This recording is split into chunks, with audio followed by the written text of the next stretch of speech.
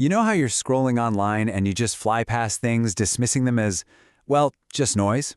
Today, we're going to stop. We're going to look a little closer at a webpage that seems totally ordinary, and I'm going to show you the incredible, data-driven story that's been hiding there in plain sight.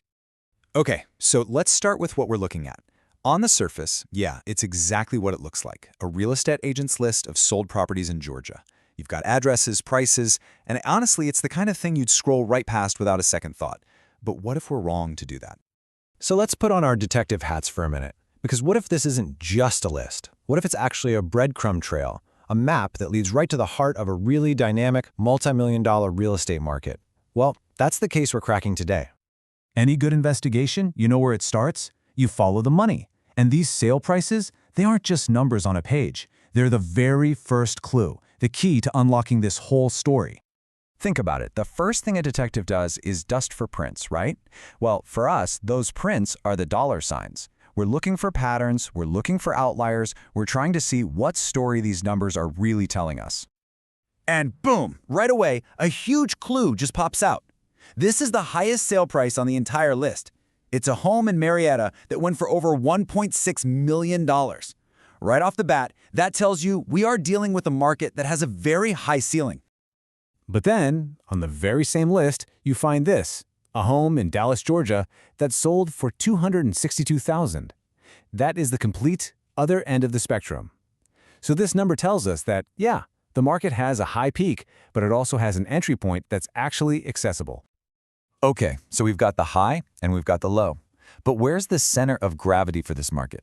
Well, you run the numbers on all 32 properties, and the average sale price comes out to right around $595,000. So think about that enormous range for a second, from over 1.6 million all the way down to $250,000.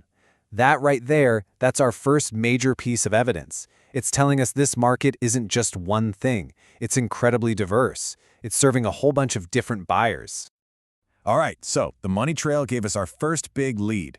Now let's follow the next one. Location. We know how much these homes sold for, but the question is, where are they? It's time to start mapping these sales and look for hotspots. I mean, you have to wonder, right? We've got million-dollar properties and starter homes all on the same list. Are they just scattered randomly all over the state, or are they clustered together somewhere? The location data is our next clue to figuring out how this market is structured. And just like that, the data starts to bring some order to the chaos. All we have to do is count the sales in each city, and a super clear pattern emerges. See? These sales, they're not random at all. They are clustered in a handful of key suburban hubs just north of Atlanta.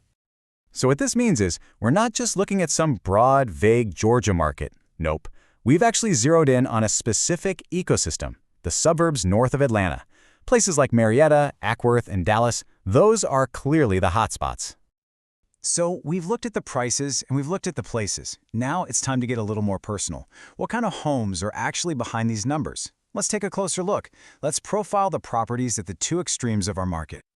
And wow, look at this. This slide just lays out the story we've been uncovering so perfectly. On one side, you've got the peak, a 5-bedroom, 5+ bath home in Marietta.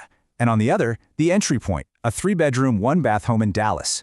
The contrast in the size, the price, it is just stark. You know what you're looking at right here is basically what a healthy housing ecosystem looks like in data form. It shows a community that has a housing ladder. You know, a place where a family can buy a starter home and then years later move up to a bigger estate without ever having to leave the area. Okay, we've followed the money, we've mapped the locations, we've even profiled the homes. Our investigation is pretty much complete. So now, it's time to step back and look at the full picture that all of our clues have painted. Remember where we started with what looked like a totally random, kind of uninteresting list of addresses and prices? But just by asking the right questions, we've managed to turn that raw data into genuine, actual market intelligence. So, here it is, the solution to our case. We've uncovered a high-value, geographically focused suburban market, but, and this is the most important part, its incredible diversity in both price and property type reveals a complete and healthy community. You know, there's actually a name for what we've just built from all these clues. It's called a market snapshot. And it's a really powerful tool that lets you transform simple data points into a clear picture of a market's character and health at one specific moment in time. And that really brings us to our final conclusion. This was never just about numbers and addresses. The data was telling a human story all along.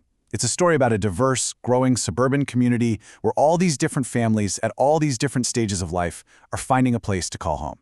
So the next time you're scrolling and you fly past a spreadsheet or a list or some chart, just pause for a second. Because if a simple list of sold houses can tell us this much about a community, just imagine the stories that are waiting to be discovered in the data that you see every single day.